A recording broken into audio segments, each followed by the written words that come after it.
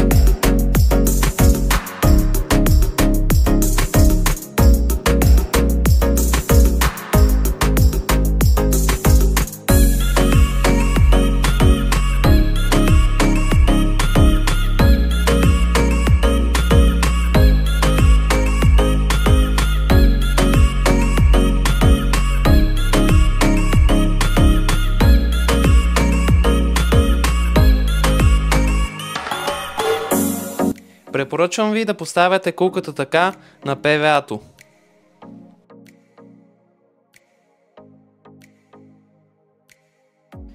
При ПВА турбичките мрежата се разтваря във водата, благодарение на което се създава ароматна бомба около сръвта, което увеличава шанса рибите да клъвнат. Също така с ПВА-то се предотвратява на 100% шанса за оплитането на монтажа при замятането, заради което много рибари предпочитат да ловят с него.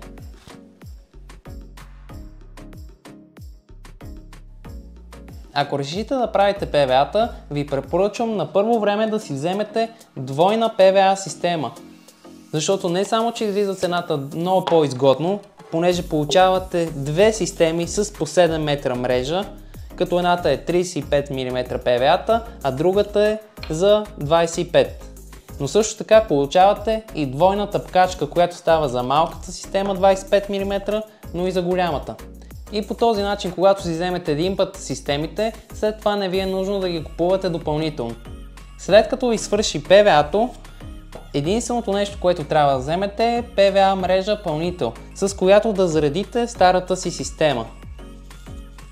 Като ги има в два варианта, да си вземете ПВА мрежа пълнител 7 метра и 25 метра ПВА мрежа. Отново тук бих ви препоръчал да си вземете по-големия вариант, защото при по-малкия средната цена за около 1 метър ПВА мрежа е приблизително 2 лева, докато при по-големия вариант е приблизително 1 лев, което ви излиза двойно по-изгодно.